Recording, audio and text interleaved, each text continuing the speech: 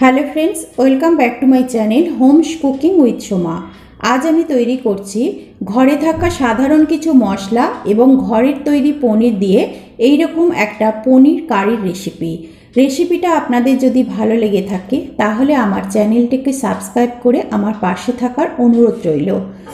পনির কারির এই রেসিপি আপনারা যে কোনো ধরনের রাইস এবং রুটি, লুচি, পরোটা ইত্যাদির সঙ্গে খেতে পারেন। চলুন তাহলে শুরু করা যাক আজকের রেসিপি। এখানে আমি নিয়ে নিয়েছি 1.5 লিটার দুধের ঘরে কাটানো পনিরটাকে ছোট ছোট টুকরো করে কেটে নিয়েছি।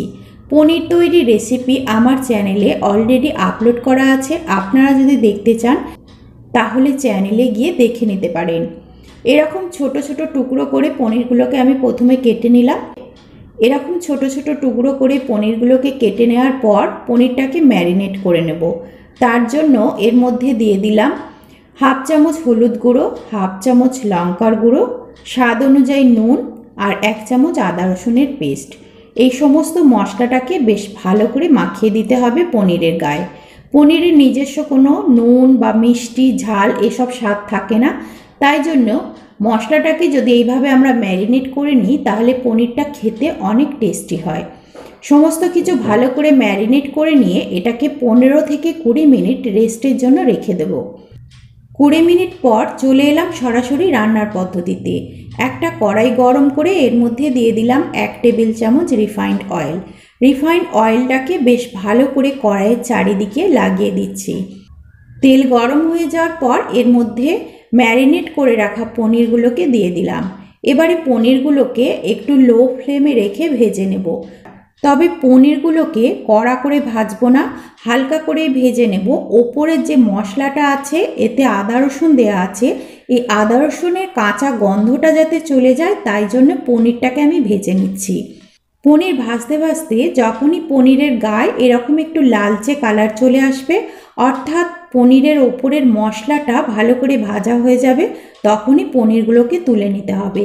এর থেকে বেশি ভাজার আর কোনো প্রয়োজন নেই।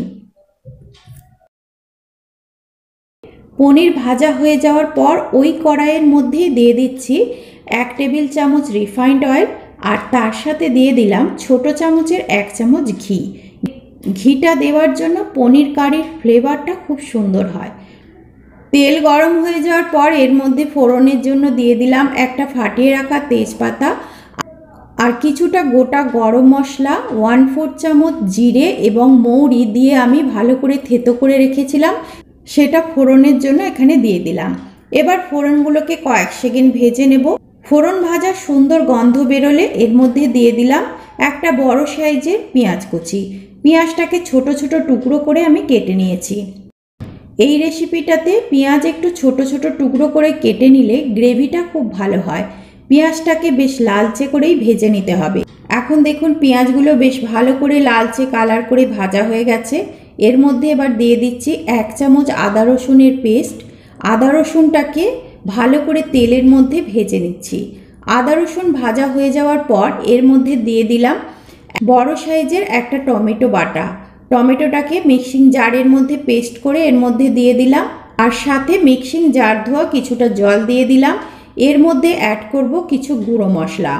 দিয়ে দিলাম 1/2 চামচ হলুদ গুঁড়ো, 1/2 চামচ লঙ্কার গুঁড়ো, 1/2 চামচ ধনের গুঁড়ো, 1/2 চামচ জিরের গুঁড়ো আর 1/2 চামচ কালারের জন্য কাশ্মীরি লঙ্কার গুঁড়ো।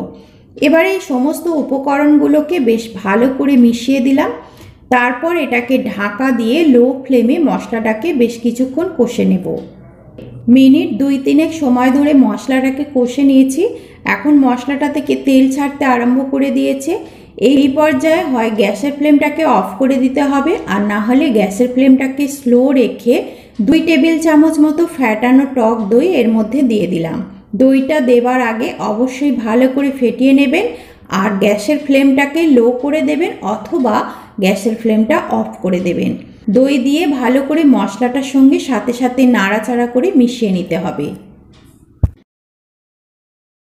দই আর মশলা ভালো করে মিশিয়ে দেওয়ার পর এর মধ্যে দিয়ে দিলাম টেস্টের জন্য অল্প পরিমাণে চিনি, দিয়ে দিলাম স্বাদ মতো নুন আর 1 টেবিল চামচ পরিমাণ কসুরি মেথি। অবশ্যই এটা দেওয়ার চেষ্টা করবেন, এটা দিলে পনির কারির টেস্টটা একদম বদলে যাবে। এবারে সব কিছু মিশিয়ে নিয়ে এটাকে ঢাকা দিয়ে মশলা থেকে তেল বেরোনো অবধি ভালো করে কষে নেব। মাঝে মাঝে অবশ্যই একটু ঢাকা খুলে নাড়াচাড়া করে দিতে হবে। এখন দেখুন মশলা থেকে খুব সুন্দরভাবে তেল বেরিয়ে এসেছে।